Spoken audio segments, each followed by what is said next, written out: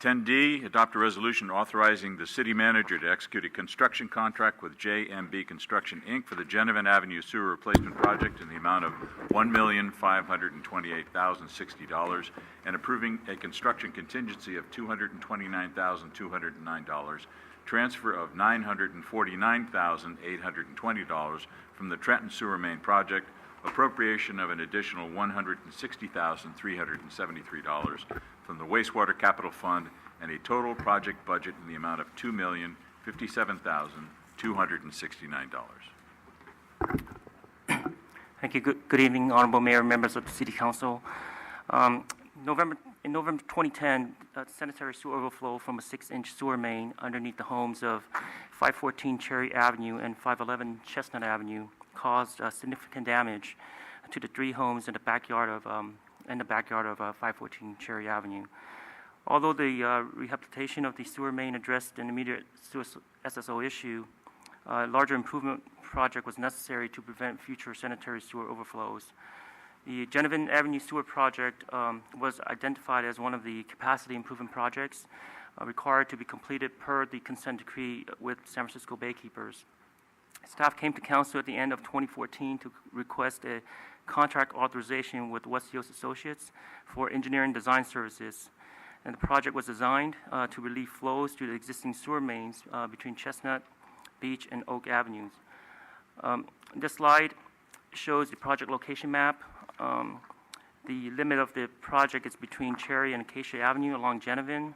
The flows from the properties within the shaded area will be diverted to the new bypass pipeline, thus reducing the flows into the existing backyard 6-inch sewer mains. The new bypass pipeline is sized at 10 inches and will be able to accommodate normal flows plus any infiltration and inflow within the existing system during wet weather. The bypass pipeline, this slide shows how the bypass pipeline will be constructed. It will be constructed using horizontal directional drilling. What it does is it has an equipment on one side, of the area, and then the pilot board it's punctured into the soil, and then to the other side of the location, and then a pipe is pulled back, within the pilot bore alignment. So that's what we're planning to use for the bypass pipeline. This HDD trench construction is selected because to minimize the amount of deep excavation in the neighborhood. If open trench method was used, it would require an excavation of about 30 feet to install the bypass pipeline across the intersection of Chestnut and Jenevein. In addition to the bypass pipeline, the existing sewer mains within the project limits are being replaced. A total of approximately 3,100 feet of sewer pipelines ranging from 8-inch through 14-inch will be installed as part of this project. In early June, staff issued a notice of invited bids for the construction of the project and sent to 60 contractors as well as plant rooms and posted on the city's website. And the project was advertised also in the San Mateo Times newspaper twice. And a pre-bid meeting was held with contractors, but only 2 attended. But on June 30th, the city received 6 bids at the bid opening, with the costs ranging from $1.5 to almost $2 million. The lowest bid was received from JMB Construction in the amount of a little bit over $1.5 million, which is approximately about $460,000 lower than the engineer's estimate. And staff is recommending to award the project to JMB Construction. They've completed numerous projects, sewer projects for public agencies such as City of San Jose and Burlingame, as well as San Rafael Sanitation District. And they also completed some projects for the City of San Bruno over at the Crestmore Neighborhood Reconstruction Phase 3, as well as our water pump station number 4. The construction will have impacts on the area residents, such as roadway closure, noise, dust, service interruptions, and access in and out of the private properties. But the staff is going to do as best we can to minimize the neighborhood impact. That's one of our goals to a successful completion of this project. A community meeting will also be conducted with the neighborhood in August to discuss potential project impacts and to obtain residents' comments and feedback.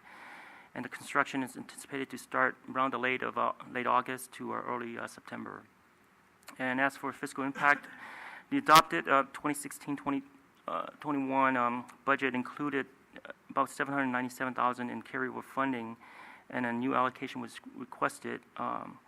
But unfortunately, there was an oversight in the project budget and it was not adequately reflected. So staff is actually requesting about $950,000 from savings from the Trenton sewer main project, which I'll be talking about a little bit later, and to relocate it to this project. And an additional $160,000 is requested for appropriation from the wastewater captive fund for a total project of over $2 million. With that, I'll be happy to answer any questions on this project. Any questions for Jimmy at this time? Ken? Jimmy, just a quick question. Did all the contractors, were the specifications for horizontal drilling? And so every contractor bid it with horizontal drilling? That's correct, yes. Yeah, and there's still that wide range of costs. Okay, thank you. Anyone else? Through Any the action? chair. Oh, Irene? thank you. I did receive an email from one of the residents who is extremely appreciative of all the efforts that staff has done for this, so I just wanted to make sure I pass that on. And with that, I'll introduce the resolution. Oh, I'm sorry. Go ahead, Mr. Marty. Chair.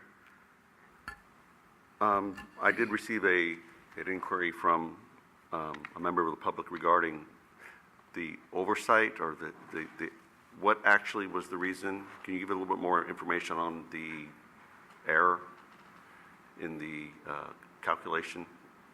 The 900,000 that was the oversight. Can you just give us an idea of what that oversight was? Yeah, so initially, during the planning stages, the cost estimate for this project was indicated to be about $900,000, and we added additional sewer pipelines. So that was for the bypass pipeline, but during the design phase, we added additional sewer pipelines. The gravity lines were included part of this project, so the scope actually increased a little bit more than what we had anticipated. And that's to add on the additional capacity downstream? That's correct. Okay, so it wasn't really an oversight, it's just that had to be a design change, wouldn't you say? Well, it was an oversight during the budget preparation stage where okay. I've failed to include additional funds for this project. Okay, Thank you Thank you. your honesty, Irene? your answer. I'd like to introduce the resolution. Councilmember O'Connell. Aye. Councilmember Rico Medina. Aye. Councilmember Ibarra. Aye. Vice Mayor Marty Medina. aye. Mayor Ruane. Aye.